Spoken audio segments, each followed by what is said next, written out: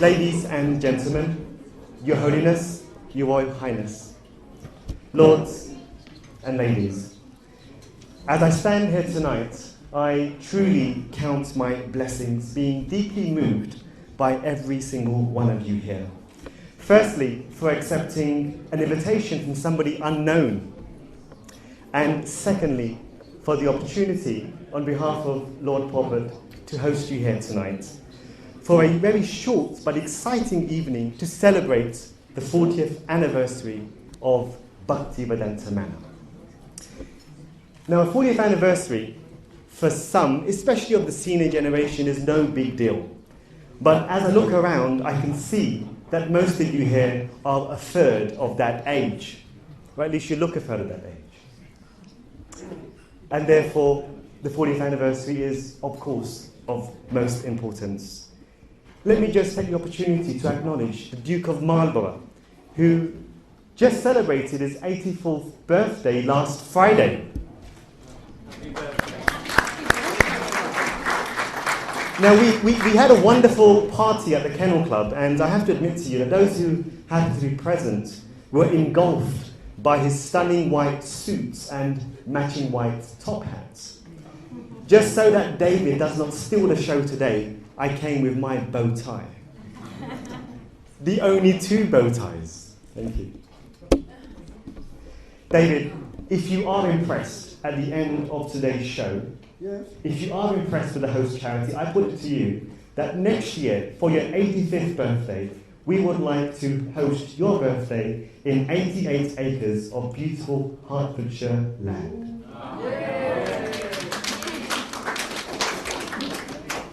Well, that is a great honour that you are about to do for the following year. I'm very, very grateful to be here in the House of Lords again. I first came here with Mr. Churchill all those years ago when he gave this wonderful speeches, and it was incredible because he said, do you know, this is our finest hour, and we haven't had such a wonderful freedom since, and wonderful way of life that we had with Mr. Churchill, in my opinion. But there you are. I oughtn't to say that I mean Mr. Cameron. He's a very nice man. I've met him a few times, but it is such a pity that he's giving so much money abroad. But there we are. I'm the last, as I call myself, of the English, although I'm Irish descent, from the Earls of Belmore at Castle, which is now gone, National Trust. My home in Shropshire is Rowton Castle, that is now also National Trust. My home in the country at the Grange at Whittle Priory, where I was born, on 8,000 acres, breeding horses and cattle and dogs. That's also National Trust. And our London house is now gone to the banking people at number 31 Hill Street. And Montague did so much in Germany, whereas today they do everything at Versailles. They have all the negotiations, and he did everything for the Suez Canal. And we raised the money through Montague, which is on my name. And of course Montague was asked people for £800,000 in Victorian time. And this gentleman stood up and he said, how would I be paid back? And Montague said a very strange thing. He said, you will be paid back with honour eventually. And would you believe it, today, if you want to raise anything with a bank to buy a small flat or something, you have to have assets. And he didn't need assets because, you see, my family were so extremely wealthy. We've been in the House of Lords for generations. And unfortunately, Disraeli, did you want something? Anyway, perhaps I better cut it a bit short. Thank you. But thank you very, very much. I was warned of this, but thank you, David, for your spontaneous reciprocation to my kind gesture. Moving swiftly on. Thank you, David, again. So many of you will recollect how Bhaktivedanta Manor, the host charity, proudly aligns their work on a daily basis under the values of Her Majesty the Queen, for the national benefit of our communities and our nation.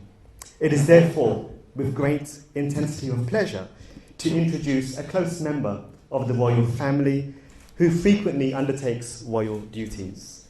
And therefore, to open tonight's event and provide an official welcome, it is a great honour that I request you all to join me in welcoming the eldest daughter of Princess Tomislav of former Yugoslavia and the niece of His Royal Highness Prince Philip, the Duke of Edinburgh, Her Royal Highness Princess Katerina.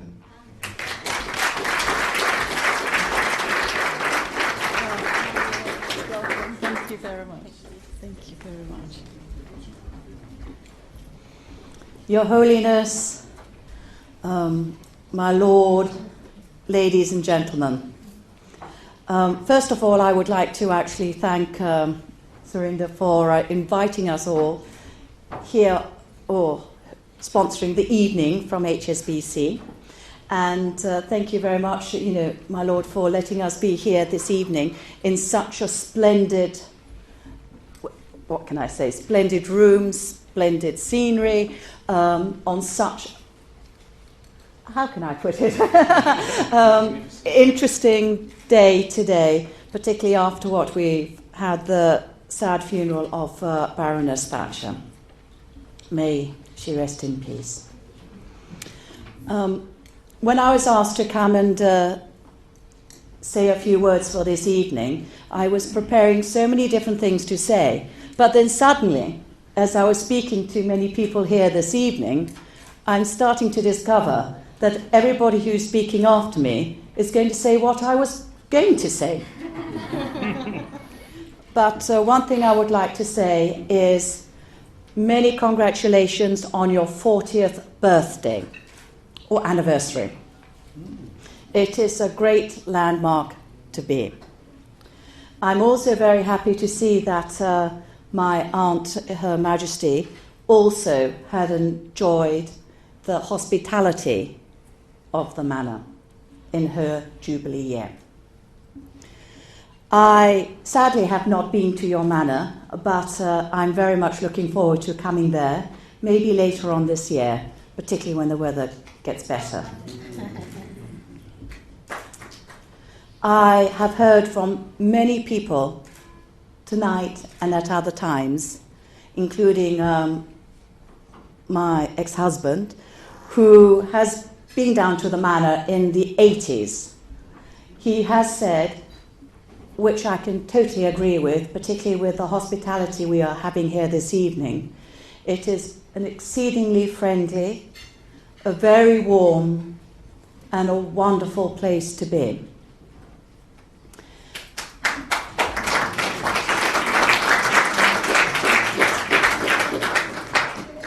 One thing I must also congratulate you all on is everything you have done in the manor.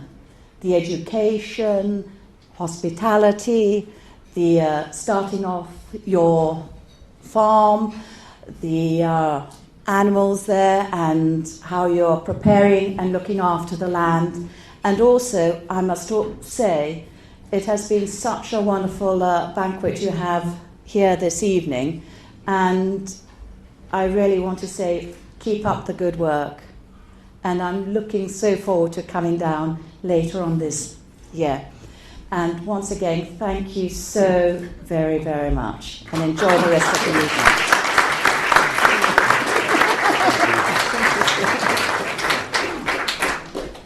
evening. Your Royal Highness, thank you so much for taking time out of your very pressing schedule to be with us here tonight.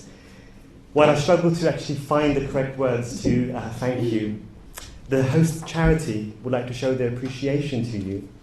It is said that art says 1,000 words, and we present to you here on behalf of Bhaktivedanta Manor a book which is a collection of the most finest arts of over 100 different artists. And it weighs over a ton. I can feel that. Thank you, Your Royal Thank you Highness. so very much. I shall enjoy it.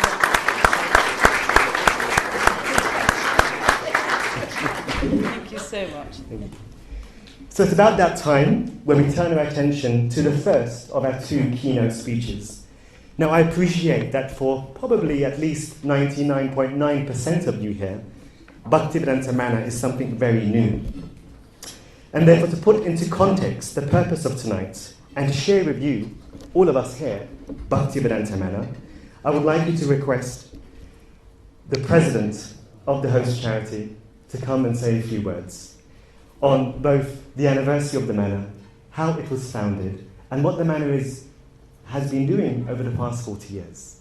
So please join me in showing a very warm welcome to the president of the host charity, Mr. Shruti Dharma Das.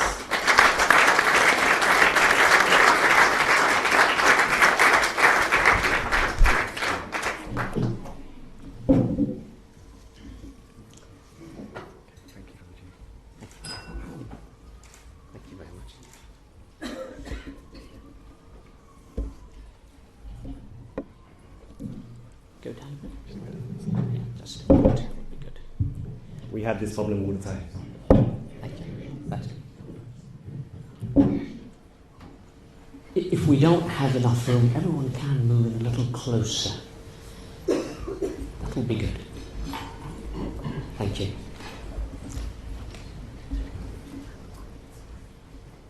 Your Holiness, Your Royal Highness, Lords, Members of Parliament, distinguished guests, ladies and gentlemen, good evening, Hare Krishna.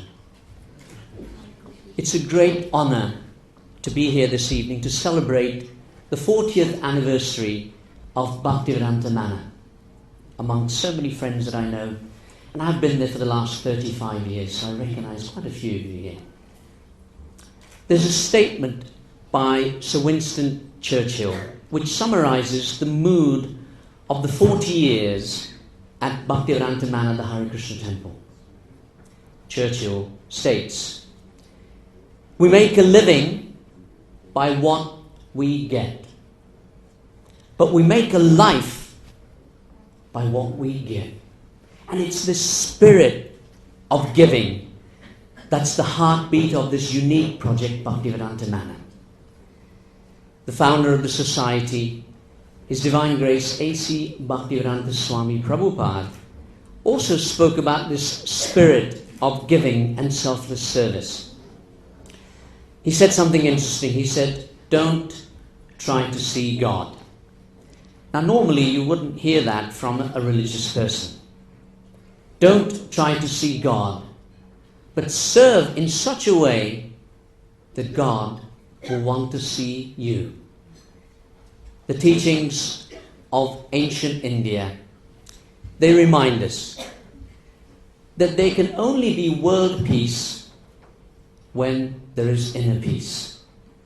Hence, in today's society, as technology and economical infrastructure becomes stronger, we need to simultaneously promote spiritual values, the universal qualities of tolerance, compassion, truthfulness, respect, and humility are the pillars of society.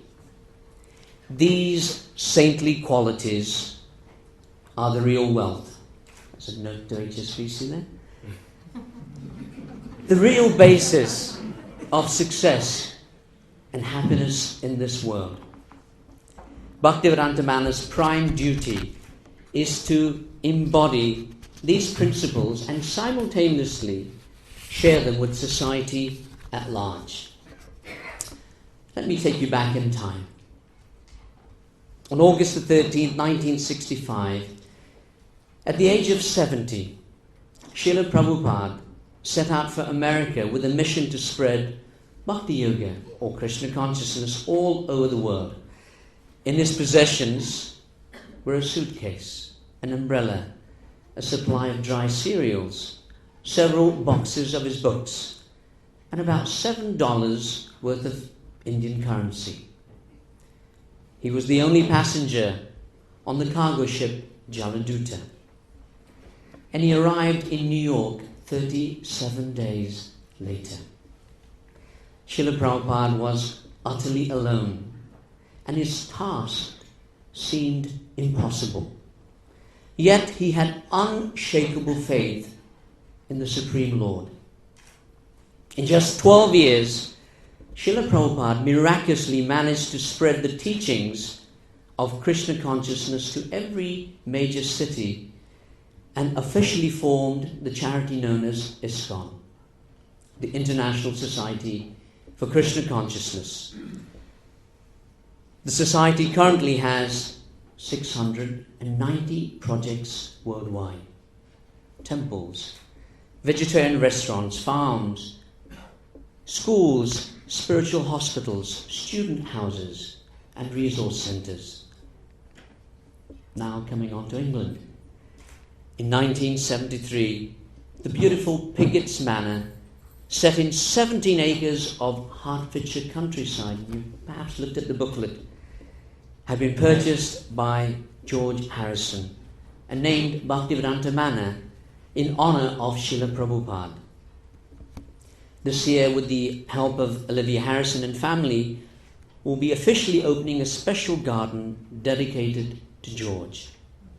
We also want to thank Dhananjay who worked tirelessly to acquire the manor for the society with the help of George Harrison. Over the last 4 decades, this unique project has expanded and evolved into a place of pilgrimage for tens of thousands of people every year. I'd like to share some of those thoughts of the 40 years. When the manor first opened, we only had 1 cow on our farm, and now the herd is 65 strong.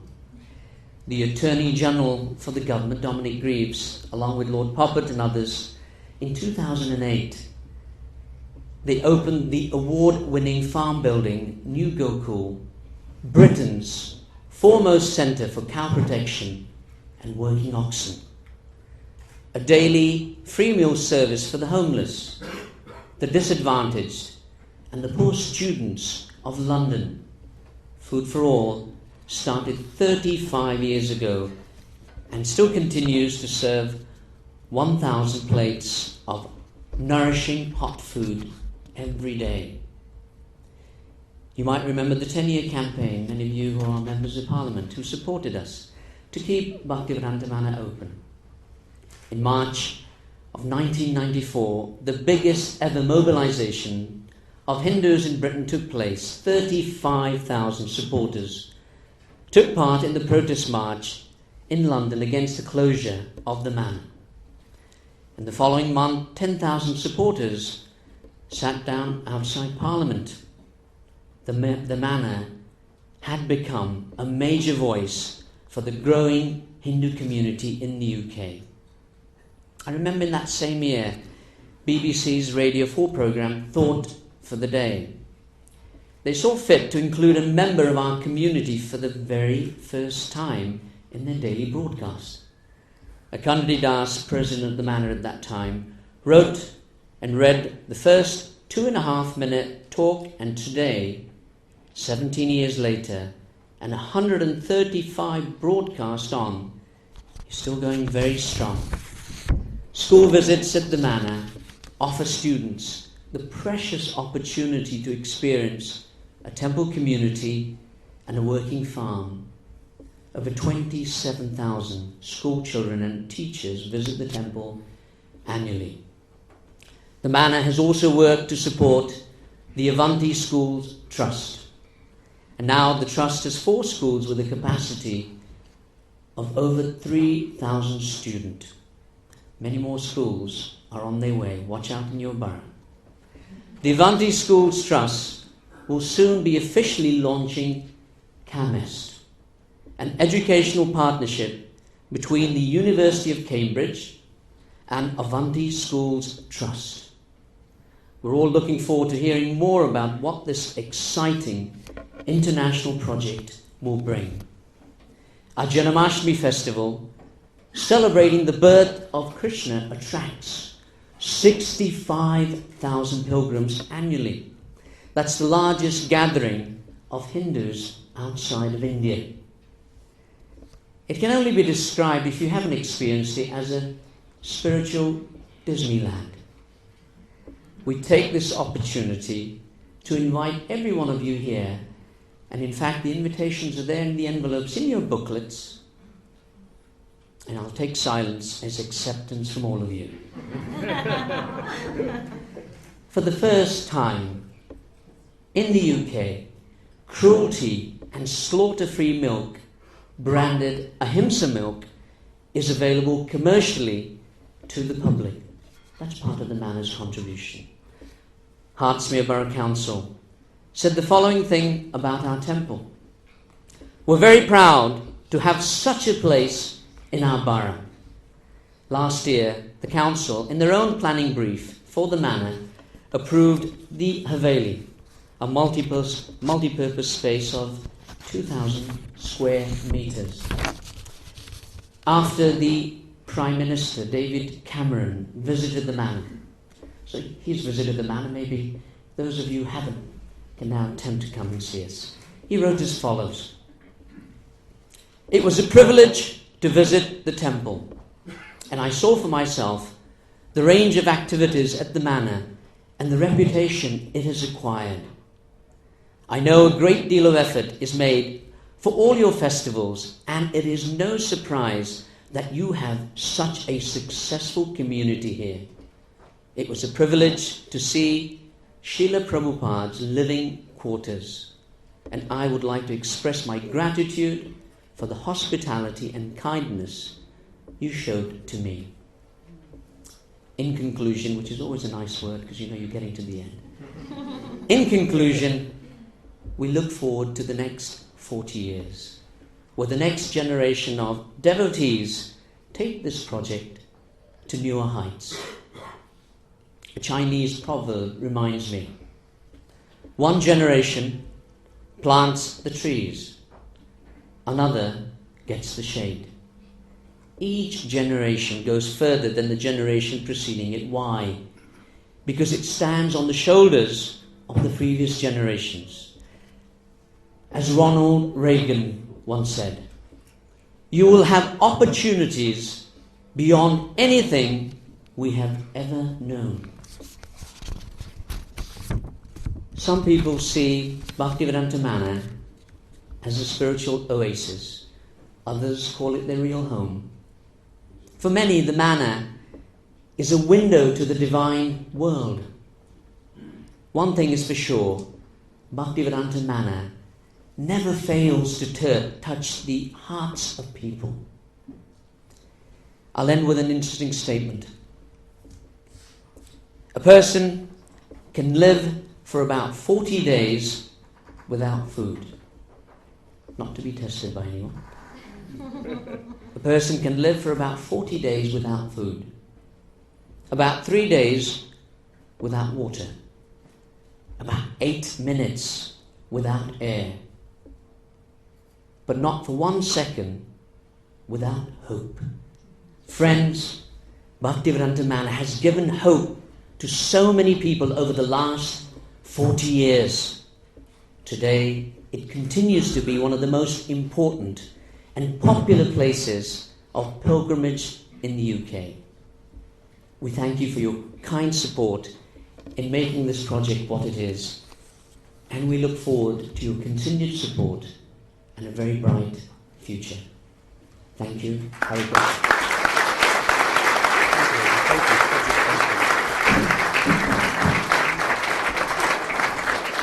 Thank you, Mr. President Sri Dharma, for sharing such immortal and elaborate words, and I believe now I personally understand why the celebration of the Manor is not just for its people, but surely for the nation. Thank you, Shruti Dharma. Now, there is no doubt that having read the biographies of probably nearly every single one of you here today, every single person has a story to tell. And collectively, your stories can form over 1,000 books. However, let me begin with the story of someone rather different in many ways. Someone who wants no recognition. Someone who wants no wealth and indeed carries no wealth. Someone who wants no followers, ambition or attachments either. If this is all true, then we call such people saints. Ladies and gentlemen, you will know what a privilege it is for me to try and introduce such a saint amongst us here tonight. The story of a young boy growing up in Chicago amongst severe persecution of people due to the colour of skin. As a young child, his parents often wondered, why is it that at restaurants this person would refuse to be served by his fellow student's friend? His mother would often wonder why this person would soil his new clothes and shoes so that he can equate himself to his fellow friends. His fellow white community would often wonder why this person would join marches of freedom, marches in aid of Martin Luther King's vision, and be the person at the front of those marches, note, the only white person. Then at the age of 19, he left his homeland, America, hitchhiked across the entire globe, looking ardently for answers to common and uncommon problems. Little did the world know that the journey of this person would inspire millions to this day across all nationalities at all levels. He mentors industrialists throughout the globe, government, state members, professionals, multinational corporations, academics, Holly and Bollywood celebrities, while on the other extreme, he embraces the diseased, gives comfort, holding the hands of the terminally sick, and lives amongst renunciates and orphans.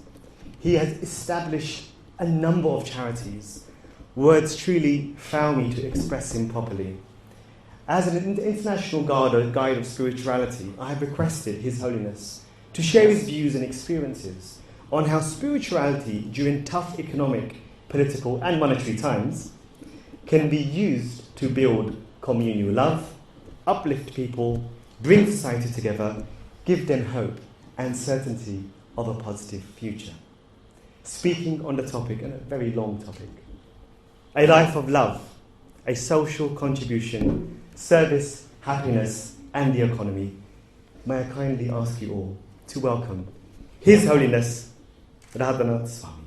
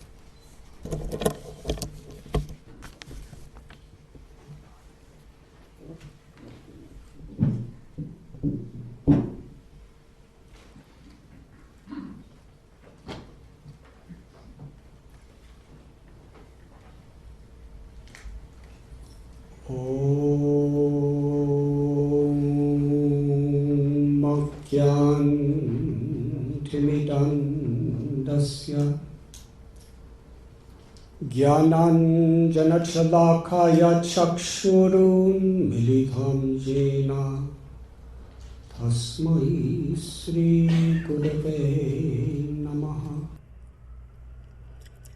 नमः ॐ विष्णुपदाय कृष्णपृष्ठाय भूतले श्रीमते Bhaktivedanta Swami Niti Namine. Namaste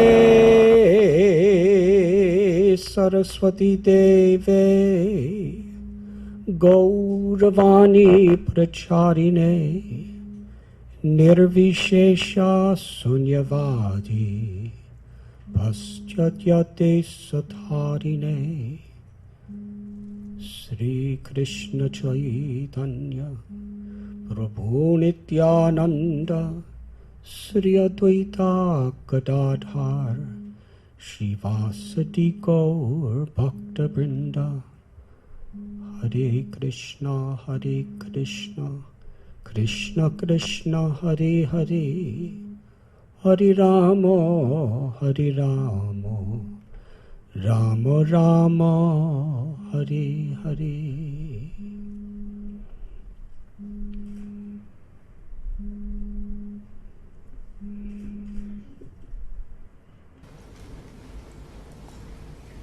Your Royal Highness,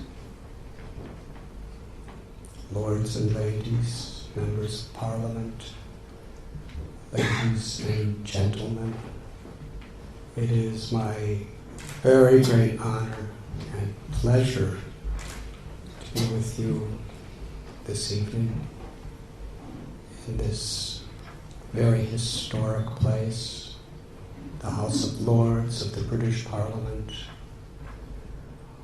where so many things that happened throughout history affected the entire world. Thank you so much for being with us this evening. Not too long ago, I accompanied 2 busloads of teenage people to a forest in Northern California. We walked a distance and came before the largest tree on planet Earth. It was a giant sequoia tree, over 2,200 years old. I asked these teenagers, if this tree, who has seen history from 200 years before Christ appeared on this earth, if he could give humanity a message, what would the tree say? After some humorous remarks from the boys, a 14-year-old girl, she took a deep breath and began to cry with great emotion. We all stood very amazed, in total silence. And then she spoke. She said, "This tree is crying out, telling all of us its message. Why do you humans waste so much of your precious lives obsessing over and fighting over such superficial things? Don't you see how short your life actually is? Why are you wasting your time? You should focus on what's actually important. Finding inner fulfillment and love." She spoke with so much emotion that we all were feeling that the tree was actually speaking through her.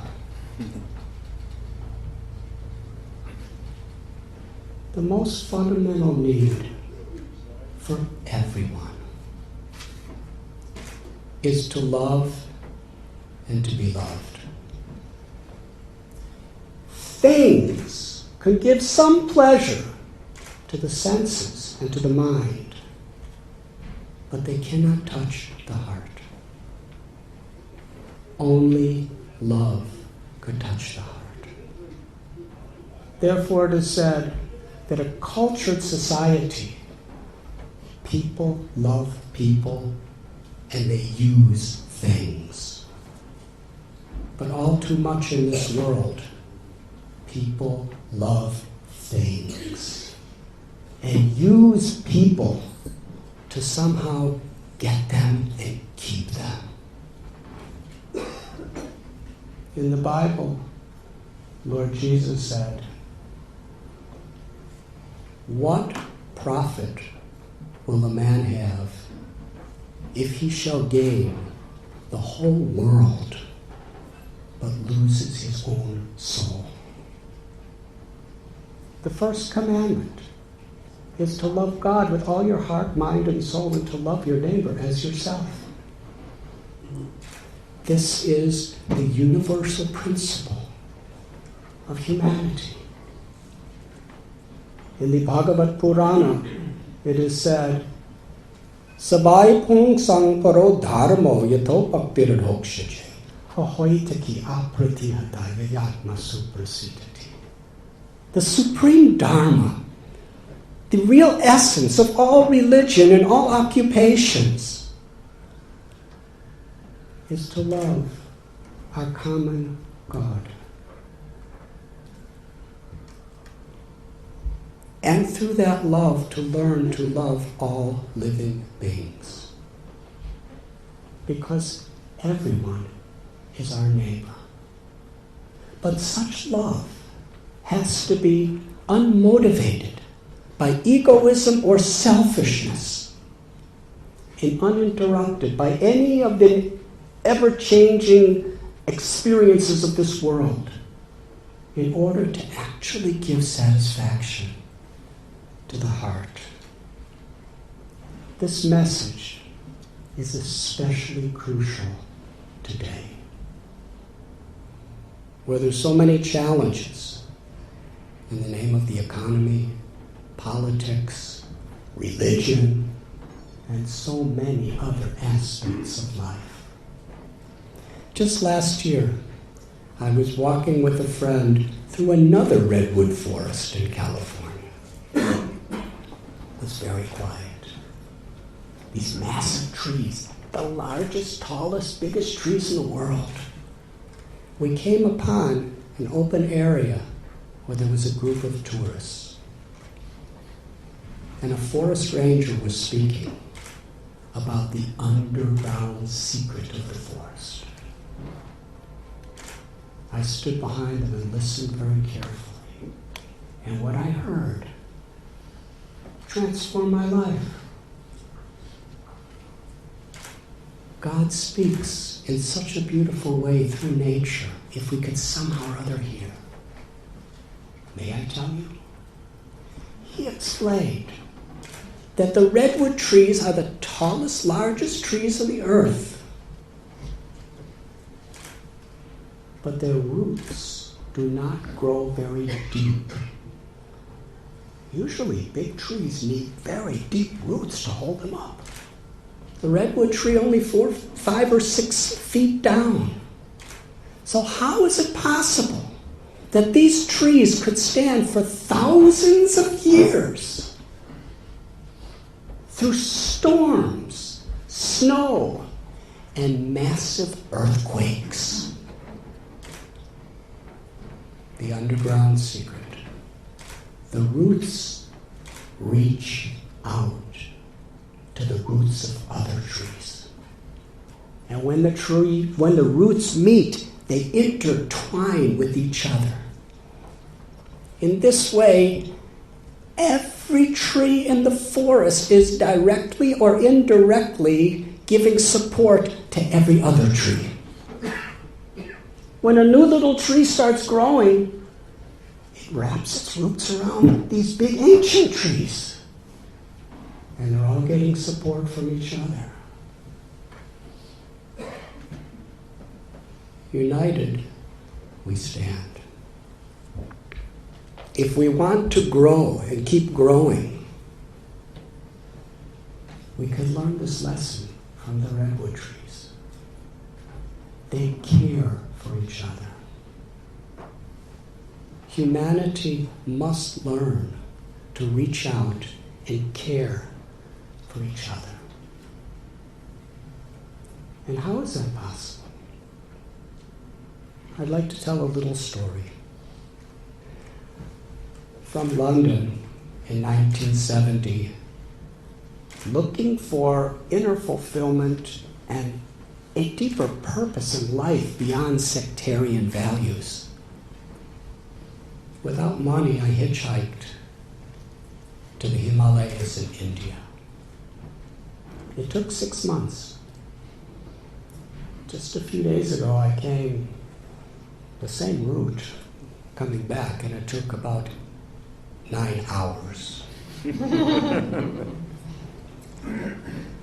Not as scenic, not as life-changing, but much safer.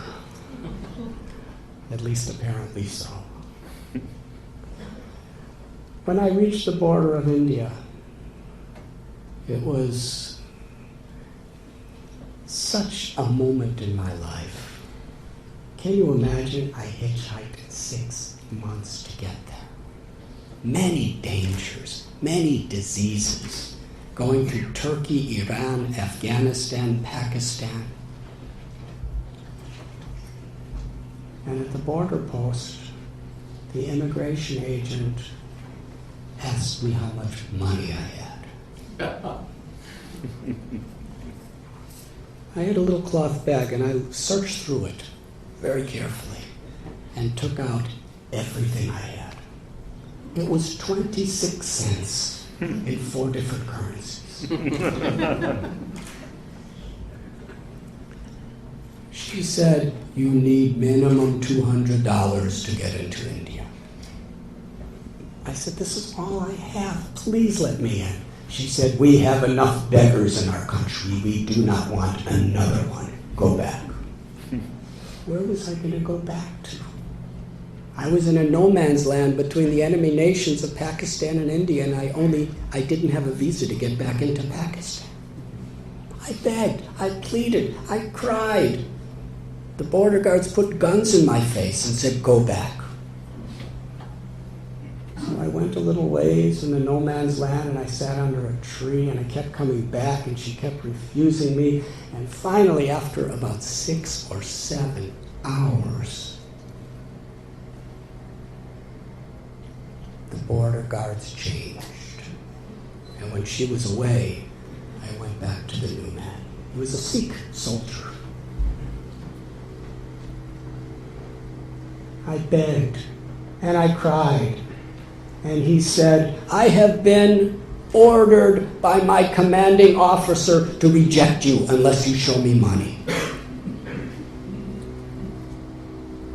I said, I've given up everything of a comfortable home in America. I've risked my life to find the treasures of your great country. Please give me a chance. I promise you, someday I'll try to do something good for your nation. He looked at me with a long stare and said, sometimes a man must follow his heart. I am going to give you the chance that you are crying for. Then he stamped my passport and put his hand on my head. He said, may you find what you are yearning for. Welcome to India. It was night. I was all alone. I didn't know where I was going. It was in a forest. I went through the forest and there was just paddy fields. I couldn't even find a road. I was just walking through fields. And every star, every leaf, every tree, every crop seemed to be welcoming me home. And I realized that if things come cheaply, we usually take them for granted. But when we really have to struggle for something, according to the nature of the struggle, we understand the value of what we receive.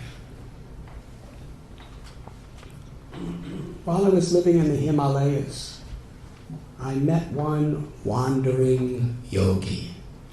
His name was Kailash Baba. I was just 19 years old at the time, and he was probably in his late 60s or 70s, although somebody told me he was 150 years old. I don't know. Anyways, he was a giant man. And he taught me how to live in the forest and survive. Something I never learned at the colleges I went to in Illinois.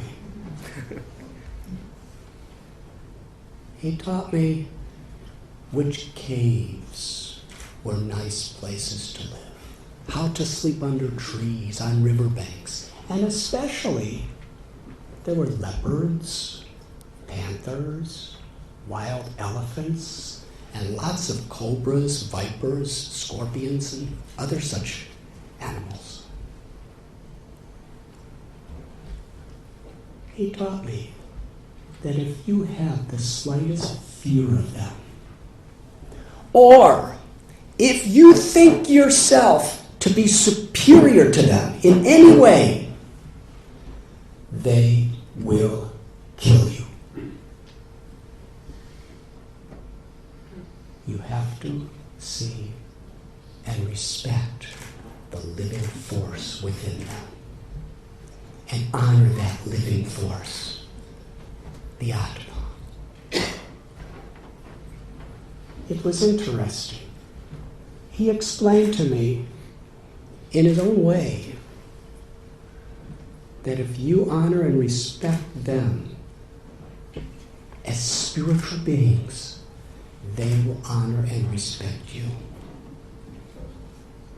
He did not speak a word of English, and I didn't speak his language.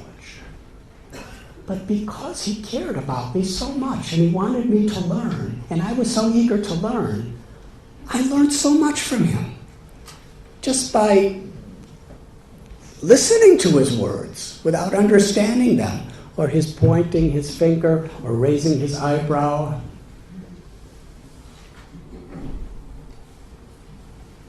Later on, I heard a beautiful verse from my Guru, Srila Prabhupada, which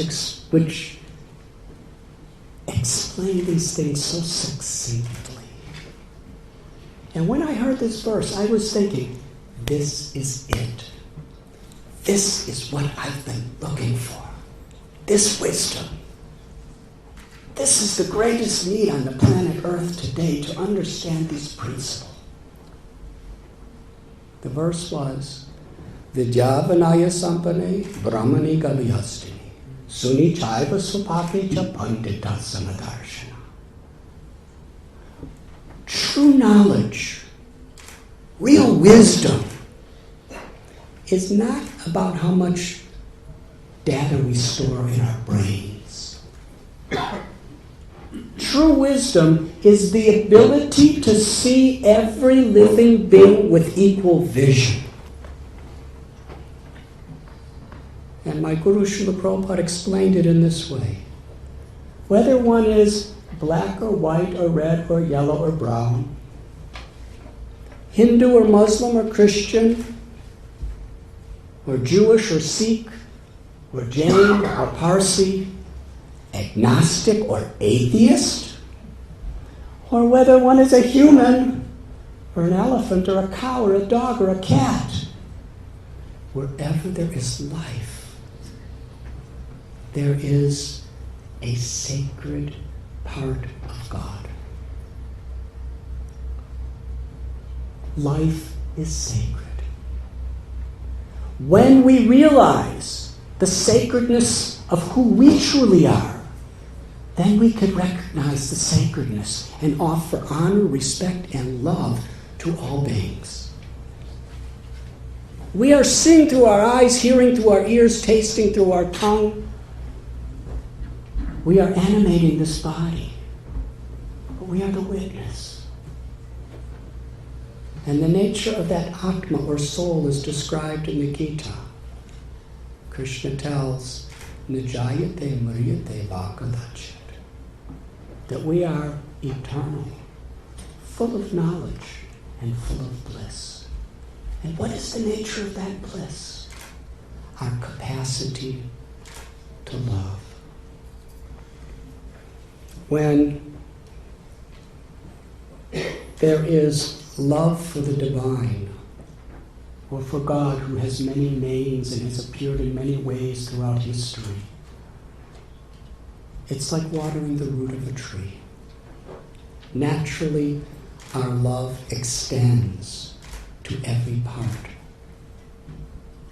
When we water the root of the tree, the water reaches all the flowers, the leaves, the branches, and the twigs. And similarly, when we love that root, or that supreme, our beloved, it naturally extends toward every living being. When I heard the first commandment, to love God with all your heart, mind, and soul, and to love your neighbor as yourself, now it really made sense. And I wanted this more than anything else in life. I was thinking, without this, what is the use of everything else in life?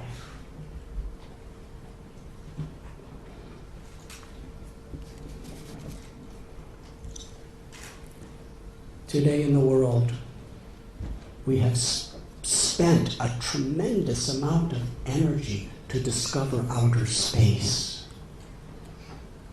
But unfortunately, we very much neglected to discover our own inner space. When I was a part of the civil rights movement, I heard the words of Martin Luther King, that if you do not have an ideal you're willing to die for, you have nothing very meaningful to live for. He was speaking about character, values. Here in the great country of the United Kingdom, William Shakespeare wrote, "If you lose your wealth, you lose nothing. If you lose your health, you lose something. If you lose your values, you lose everything." William Shakespeare wasn't a Swami either. These are universal principles. In the Ishopanishad of the Vedas, it is described, Ishavasya sarvam, that everything is potentially spiritual. From a spiritual perspective, what is the difference between material and spiritual? Our character. Let us use the example of a knife. A thief will take a knife to kill someone, to steal for himself. A surgeon will take the same knife to save a person's life with compassion. Is the knife good or bad? Everything in this world, our abilities, our wealth, our technologies, our sciences, even this microphone, if we use it for our own egoistic, selfish purposes, it's material. But if we understand how to use it in the service of God, in harmony with the will of God, in a spirit of compassion for others, then it is spiritual. And it will do great good for the world. In the Bhagavad Gita, there's a beautiful verse. Bhoktaram jagatapasam sarvaloka maheshwaram. Herein, it describes what is wealth. In our tradition, wealth is the energy of Lakshmi, the supreme mother and the goddess of fortune. Wealth is sacred. When we understand that we are not the proprietors, we are the trustees. And whatever is put under our trusteeship is meant to be utilized for a higher purpose. Our dear Shruti Dharma gave a beautiful quote that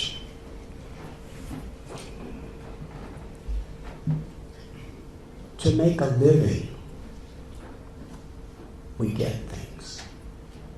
But to make a life, we give.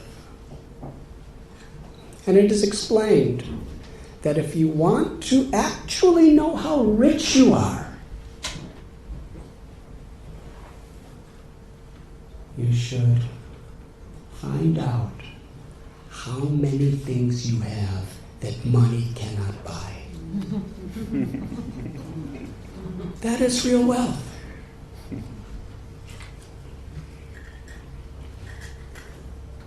Love.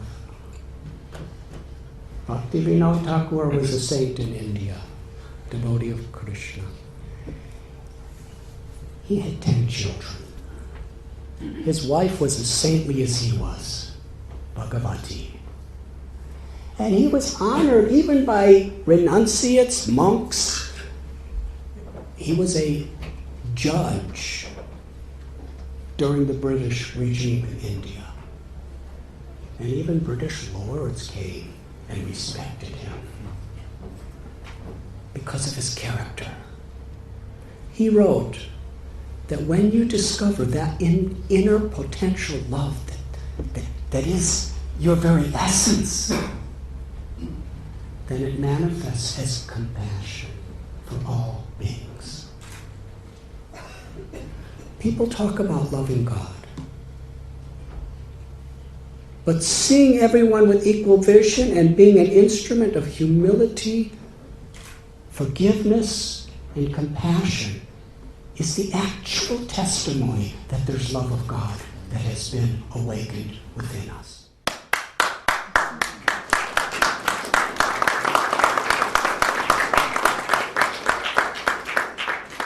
When I was living on the bank of the Ganges in India in 1971, there was an old man, 85 years old. His name was Narayan Prasad. He was a Hindu, devotee of Ram. And every day he would take me to see his best friend, whose name was Mohammed. He owned an X-ray clinic. And we would speak for about an hour every day. Mohammed would speak from the Quran. Narayan Prasad would speak from the Bhagavad Gita and the Ramayana. And I would speak whatever things I was learning all over the place.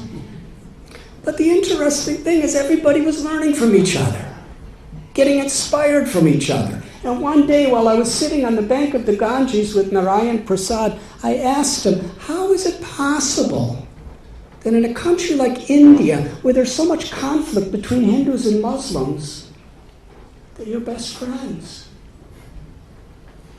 I'll never forget what he told me.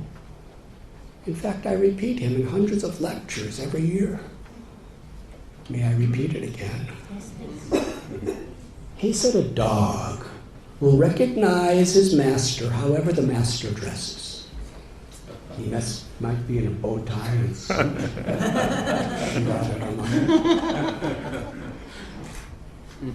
he may be in a t-shirt and jeans. He may be in underpants. He may be naked.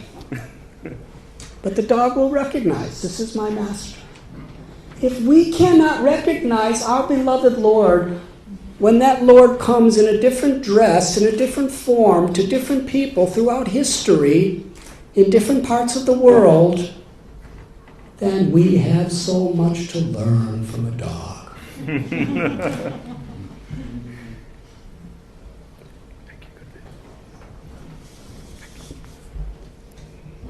In this ever-changing world, it's very challenging to maintain our integrity.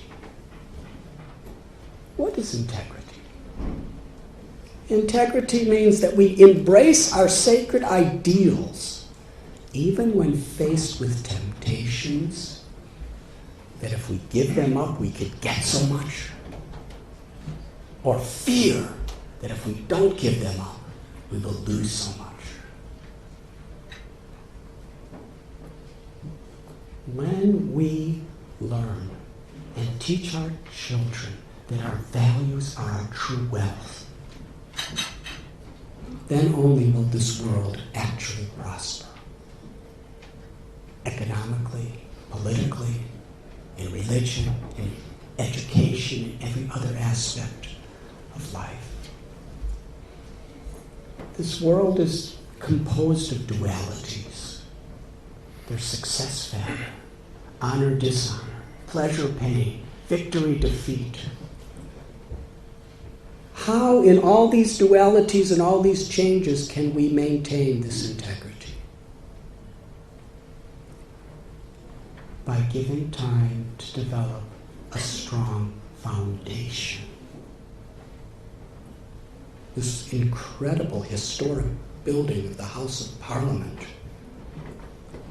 We're marveling over the incredible ceiling, the gold leafing, the wallpaper, the paintings, the draperies, the carpeting, the architecture, the stone carvings.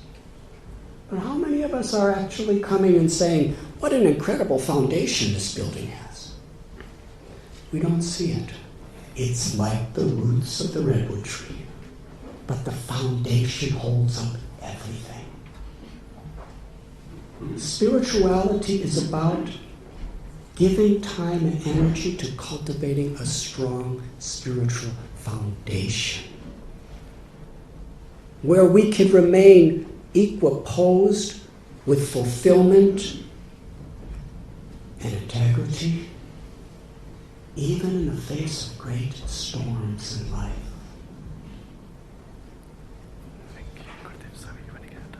Okay.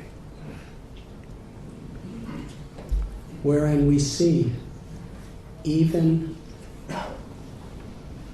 what apparently is a curse to be a blessing, an opportunity.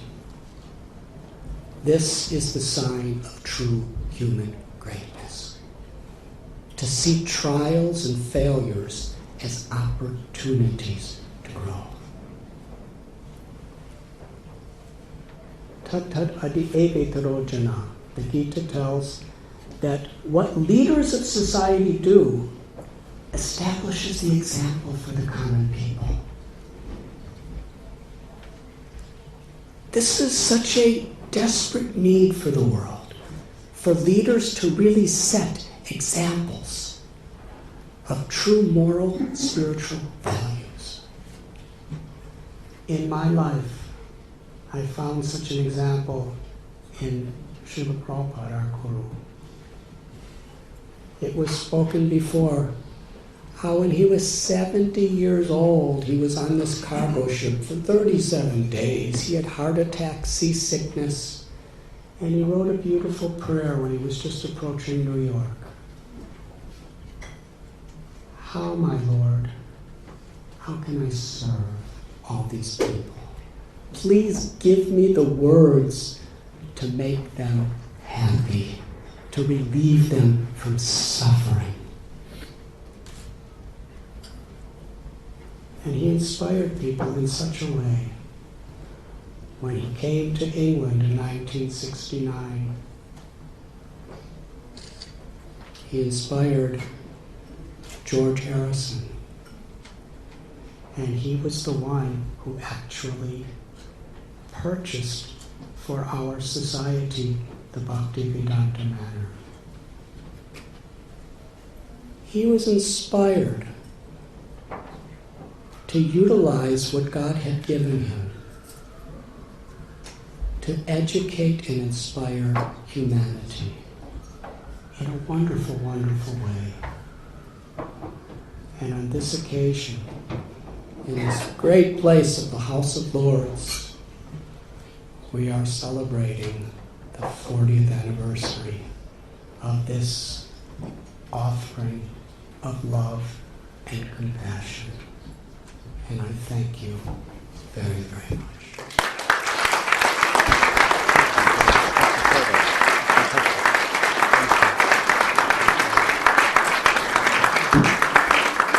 Thank you so much, Your Holiness. Words sound absolutely fantastic.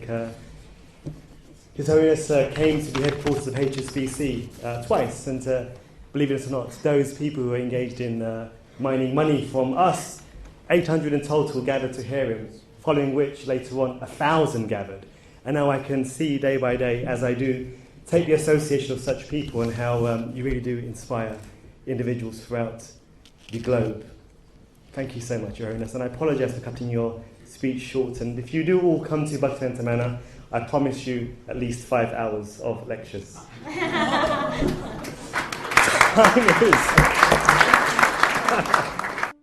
You know, I really don't have more words to say. Patty, we absolutely love you. The nation loves you. My children love you. They hear you every day on TV, giving bedtime stories. I grew up just a few miles away from here, and very pleased to say that we grew up listening to your songs and your singing and your performances. Patty Brule, this is... We do yoga, you see, to keep us healthy and fit.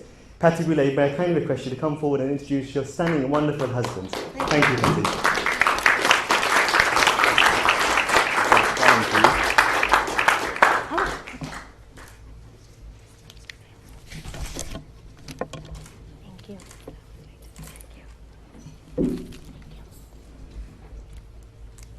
Wow, good evening, ladies and gentlemen.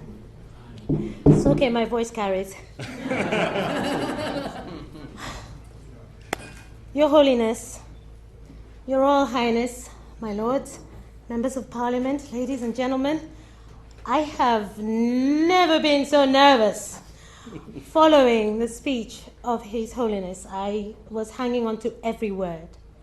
When Surinda asked me to say a few words, I picked the topic of love, respect for the elders, respect for people around you. It's all out of the window. We heard from the expert. So what I'm going to do now is tell you just shortly about myself, because it really does tie in with all of this. All I heard was HSBC. I didn't know. I wouldn't have picked love at all because I knew experts would be here. But I started in show business over 40 years ago, and it was purely by accident, really. I was this little girl from Africa that came to England on holidays and thought she was going to Madame Tussauds, but it was Shaftesbury Theatre. And there was an audition for a show called Hair. I queued for about 2 hours, and to be honest with you, I was so green and so innocent that I didn't know even the word audition, because we didn't have that tradition at home. And so when I got to the stage door, I said, how much is it to get in? This is after queuing for about 2 hours. They said it's an audition. I said, yeah, but how much is it to get in? And he said, you don't pay, you sing. Wow, I thought that was so cheap. Sing, put my money back in my pocket. I can sing. Put my name down, got on stage when it was my turn. And actually, everybody was singing the same songs. When the moon is in the 7th house, you know it, yeah? And Jupiter, and that's okay. When it came to my turn, guess what I sang? The hills are alive with the sound of music. Well, I got the job because they were looking for someone, a soprano, which I wasn't, to sing Hare Krishna, Hare Krishna, Krishna Krishna, Hare Hare. Hare Rama, Hare Rama, Rama Rama, Hare Hare. So you see, my job in show business, thanks to peace and Hare Krishna, started with that. And it is such an honor to be here tonight and to actually hear His Holiness. And I look forward to, am I invited to come to the manor? Yes!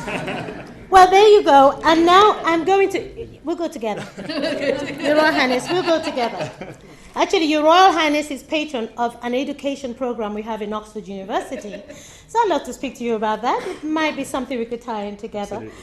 And now I'd like to introduce, like Surinda said, my husband. Do you want to do this? Because I will probably go on too long. No, that's fine. Absolutely. Okay. My husband, yes, we'll stop. We will. But just to give you a short history of Stephen Kamlosi, I have known him now for over 37 years, and we've been married for 36 of it. Now, as I said, in show business when I started, it was a kind of crazy business. And it was incredible to find someone straightforward, honest, who is not... I mean, he was the first person to bring little Stevie Wonder to England when Stevie was 12. He toured people like Diana Ross, Elton John, name it, over 50 years. And then he went into the city business. And that is why he is here today speaking on spirituality and banking. And I couldn't think of anyone else who could do this. And I am so proud. And to say he has 6 children, 2 of which are ours. He has 10 grandchildren. The 11th is on the way. Well, I should say we have, but don't look at me. And he has 1 great-grandchild. And it gives me great pleasure, and it's really with great honor that I introduce to speak to you next, Stephen Komlosi.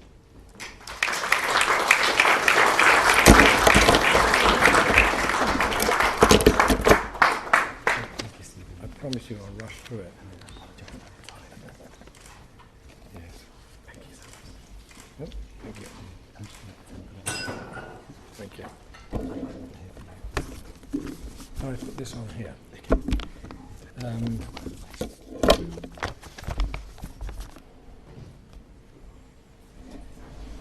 Nepotism, that was. Being introduced by one's wife. It's great being married to Patty. She's fantastic, as you can see, and you can imagine how wonderful it is to be her husband. The only problem I have with it is that I worry about all the other men in her life. These are Yves Saint Laurent, Ralph Lauren, Christian Dior, and some guy called Burberry. Anyway, thank you for that wonderful introduction. Your Holiness, wonderful to meet you. Your Royal Highness,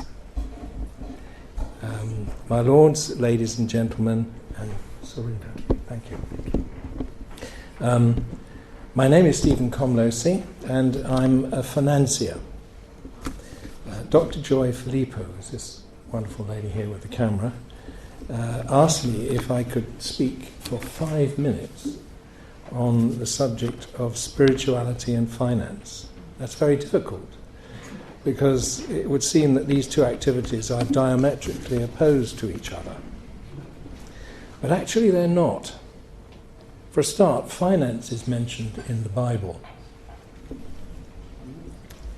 Noah was floating his stock whilst everyone else was in liquidation.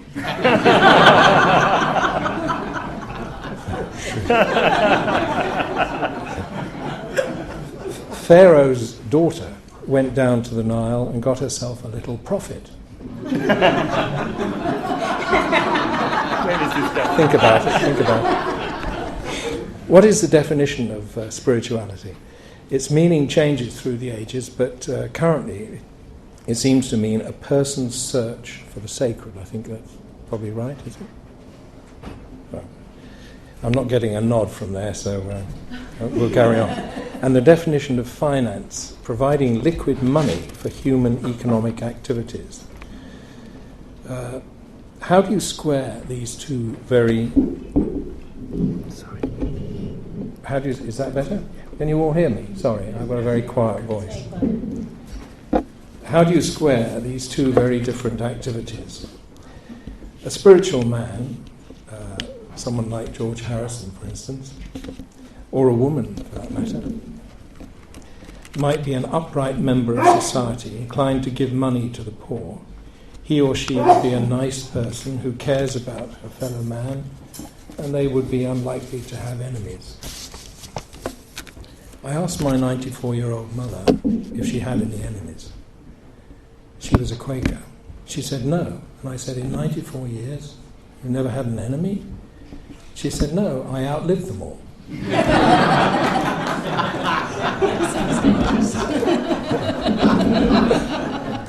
What has this all to do with finance? Well, in a very real way, by giving to the poor, the spiritual man is financing the poor. So in order that the spiritual man can continue to support the poor, he will have to resort to finance. So in this way, spirituality and finance do come together. Let me explain a bit more. To continue to give to the poor more than once is okay, but more than once, the spiritual man needs to be able to earn money. He also needs to make sure that the society which he lives in takes up the task as well. Otherwise, what he's doing on his own will just be a drop in the bucket. Finance provides the funds that make industry tick. It makes whole economies tick. We have seen how bad financing has ruined some European economies. Greece, for example. What is the capital of Greece? No, about 3 euros.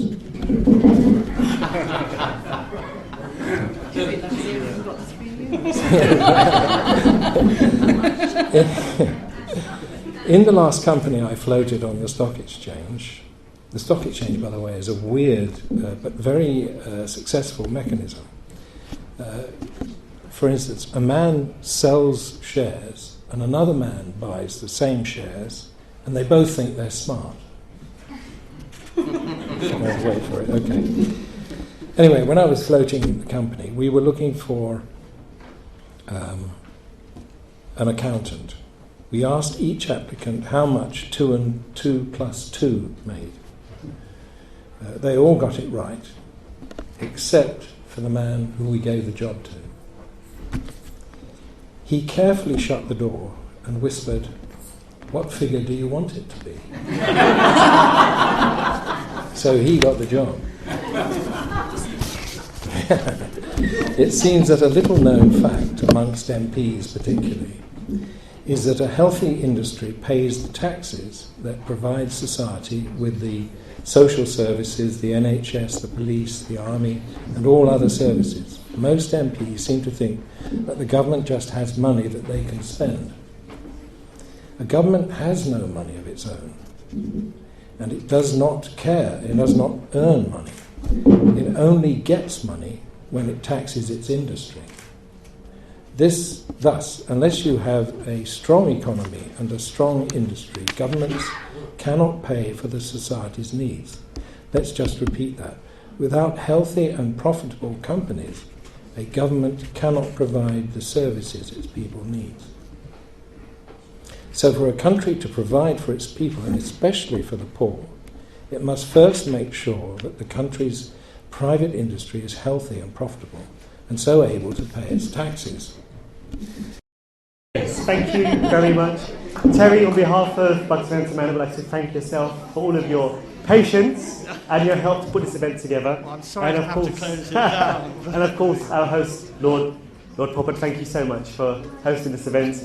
I wish you all a good evening and look forward to seeing you on the 28th of August at Bhaktivedanta Manor to celebrate the 40th anniversary of Bhaktivedanta Manor. Thank you all very much. Good evening. Bye-bye.